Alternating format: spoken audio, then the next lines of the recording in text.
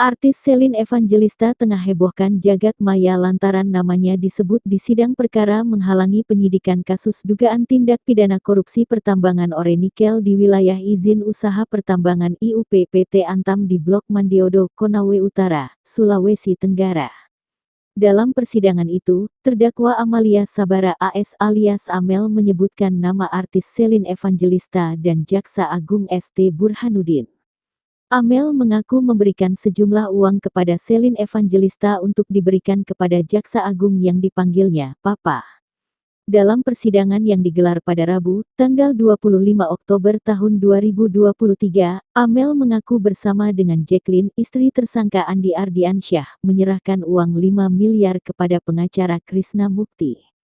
Selain itu, uang 3 miliar yang dimintanya kepada Jacqueline, salah satunya dimaksudkan untuk membelikan hadiah ulang tahun Jaksa Agung.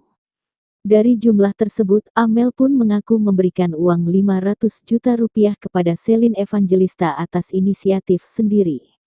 Disampaikan Amel, ia mengetahui bahwa sang artis memiliki kedekatan dengan lingkungan Jaksa Agung, sekaligus memintanya untuk membantu menyampaikan kasus yang menjerat tersangka Andi Ardiansyah.